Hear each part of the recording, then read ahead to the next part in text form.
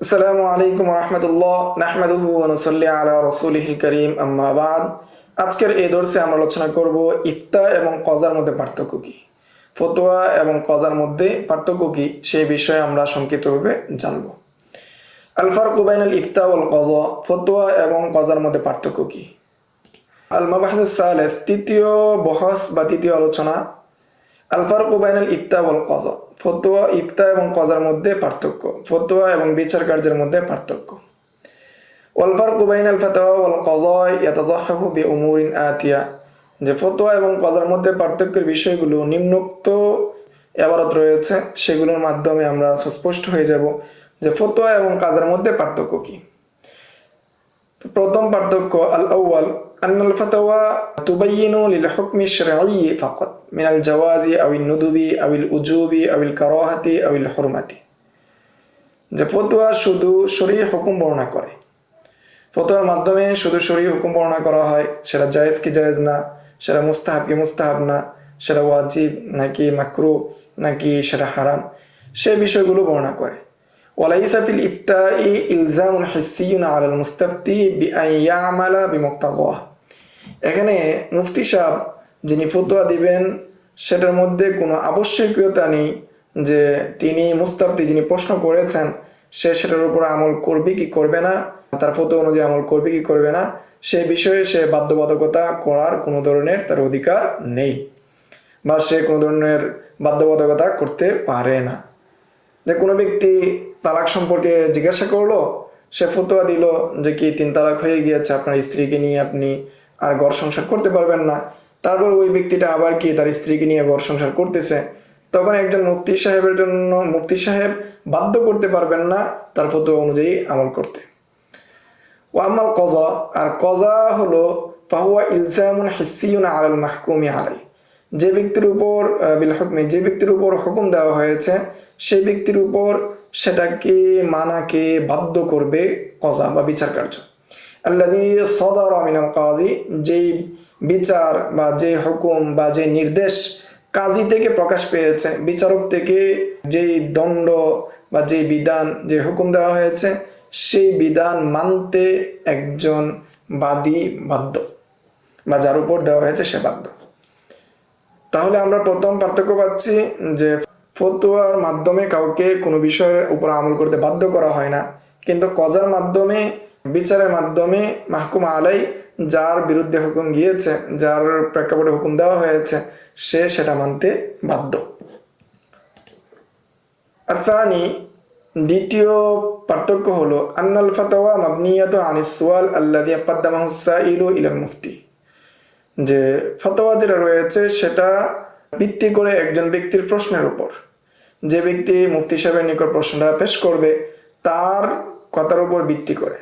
ফায়ুবাইয়িনুল মুফতি আল হুকমা শারঈয়া আলা ফরদি আন্না সুআলা মুতাবাকুন লিল ওয়াকি, ফলে মুফতি সাহেব শরঈ বিধান দিবেন আলা ফরদি আন্না সুআলা মুতাবাকুন লিল ওয়াকি, সে তিনি বুঝবেন বা মেনে নিবেন, ধরে নিবেন যে ব্যক্তি প্রশ্ন করেছে এবং যে প্রশ্নটা করেছে সেই প্রশ্নটা বাস্তবতায় রয়েছে, এইটাকে ধরে নিয়ে একজন মুফতি সাহেব শরঈ হুকুম বর্ণনা করবেন। ওয়ালাইসা মিন ওয়াজিফাতিহি আন ইউহাক্কিকা সিহহাতাহু ফি নাফসিল আমরি বিতলাবিল বায়িনাতি ওয়া গায়রিহা, একজন মুফতি সাহেবের জন্য আবশ্যক নয় বা মুফতি সাহেবের কোনো কাজ না, সে যখন একজন কোনো বিষয়ে ফতোয়া জানতে যাচ্ছে সেটা আসলে বাস্তবে ঘটেছে কি ঘটে নাই, তার বাস্তবতা আছে কি নেই, সেই বিষয়কে অনুসন্ধান করা, তাহকিক করা, সেটা তার জন্য আবশ্যক নয়। ওয়ালিযালিকা ইয়াকুল মুফতি, এই জন্য মুফতি সাহেব বলেন বা ফতোয়া দেওয়ার ক্ষেত্রে তিনি উল্লেখ করেন আল হুকমু ফিস সূরাতিল মাসউলি আনহা কাযা, যে এই যে সূরত বা আমার কাছে যে বিষয়ে প্রশ্ন করা হয়েছে লিখিতভাবে, এর জবাব হলো এটা।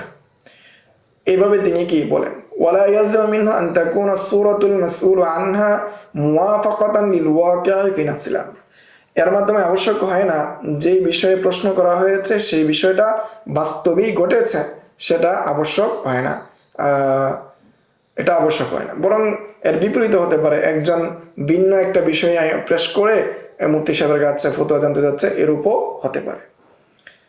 তো এই জন্য মুফতি সাহেব যে লিখিত প্রশ্ন আছে সেই লিখিত প্রশ্নের প্রেক্ষাপটে তিনি ধরে নেন যেটা বাস্তব, কিন্তু বাস্তবতা আছে কিনা নেই সেটা তিনি জানেন না, ওই লিখিত প্রশ্নের প্রেক্ষাপটে তিনি কি দেন, ফতোয়া দেন। বা তাকে যদি মৌখিকভাবে জিজ্ঞাসা করা হয় সেই মৌখিক ফতোয়ার প্রেক্ষাপটে তার কথার উপর ভিত্তি করে তিনি ফতোয়া দেন, যদিও মৌখিকভাবে ফতোয়া দেওয়া উচিত নয়। আচ্ছা, এরপর আমরা দেখি আসালেস, তৃতীয় প্রকার পার্থক্য বা তৃতীয় পার্থক্য, আল ফাতওয়া তাজরি ফিমা ইয়াতারাত্তাবু আলাইহিল উজুব আউল হুরমা আউল ইবাহা আউল নুদুব আউল কারাহা আউল সিহা আউল বুতলান। যে ফতোয়া যেটা আছে সেটার ওয়াজিবের ক্ষেত্রেও হয়, হারামের ক্ষেত্রেও হয়, বৈধতার ইবাহাতের ক্ষেত্রেও হয়, নুদুবের ক্ষেত্রেও হয়, কারাহতের ক্ষেত্রে হয়, সিহহাত এবং বুতলান সবগুলোর ক্ষেত্রেই কি ফতোয়া হয়। আম্মাল কাযা ফালা ইয়াজরি ফিমা ইয়াতারাত্তাবু আলাইহি নুদুব আউল কারাহাতি তানজিহিয়া। তবে কাযা যেটা রয়েছে অর্থাৎ বিচার যেটা রয়েছে সেটা সাধারণত মুস্তাহাবের ক্ষেত্রে অথবা মাকরুহে তানজিহির ক্ষেত্রে হয় না। কেন হয় না? লিআন্না নুদুবা ওয়াল কারাহাতা তানজিহিয়া হাসা আলাল ফি'লি আও ইত্তারকি মিন গায়রি ইলজাম। কেননা নুদুব যে কাজগুলো রয়েছে এবং কারাহিয়ত যে কাজগুলো রয়েছে সেগুলো ব্যক্তিকে উদ্বুদ্ধ করা হয় যে কোনো ধরনের ইলজাম করা ব্যতীত, কোনো ধরনের আবশ্যকীয়তা করা ব্যতীত। ওয়াল কাযাউ ইজবারুন ওয়া ইলজামুন, কাযা যেটা রয়েছে সেটা বাধ্যবাধকতা করা হয়, বাধ্য করা হয়, ইলজাম বাধ্য করা হয়। আর ফতোয়ার ক্ষেত্রে কি করা হয় না, বাধ্য করা হয় না। যেহেতু কাযা বাধ্যবাধকতা রয়েছে সেই জন্য মুস্তাহাবের ক্ষেত্রে যেহেতু বাধ্যবাধকতা নেই, অনুরূপভাবে কারাহিয়ত তানজিহের ক্ষেত্রে বাধ্যবাধকতা নেই, সেই জন্য সেগুলোর প্রেক্ষাপটে কাযা আসে না। চতুর্থ পার্থক্য হলো আন্নাল ফাতাওয়া লা তাকতাসিরু আলাল আহকামিল ফিকহিয়া বাল তাতাআল্লাকু বিল আকাইদি ওয়াল ইবাদাতি আইদান। যে ফতোয়া যেটা রয়েছে সেটা শুধু ফিকহি বিষয়ের সাথে সম্পর্ক রাখে না, বরং সেটা আকীদা এবং ইবাদত অন্যান্য যত বিষয় রয়েছে সবগুলোর সাথেই কি সম্পর্ক রাখে। ওয়াল কাযাউ লা ইয়াতাআল্লাকু বিল আকাইদি ওয়াল ইবাদাত। আর কাযা যেটা রয়েছে সেটা সাধারণত আকীদা এবং ইবাদতের সাথে সম্পর্ক রাখে না, ইল্লা আন তরিকিত তাবিইয়া। তবে যদি সেটা অনুগামী হিসাবে আসে সেটা ভিন্ন কথা, বাকি সাধারণত সেটা সম্পর্ক রাখে না, অর্থাৎ কাযার সাথে সম্পর্ক রাখে না। তাহলে আমরা মৌলিকভাবে চারটা পার্থক্য পেয়ে গেলাম ইফতা এবং কাযার মধ্যে। সামনের দর্সে আমরা তাহয়্যুবুস সালাফি মিনাল ফাতাওয়া, যে ফতোয়া দেওয়ার প্রেক্ষাপটে সালাফদের সতর্কতা অবলম্বন করা এবং তারা কেমন ভয় করতেন সেই বিষয়ে আমরা দুটি দর্সে বিস্তারিত জানবো ইনশাআল্লাহ। আসসালামু আলাইকুম ওয়া রাহমাতুল্লাহ।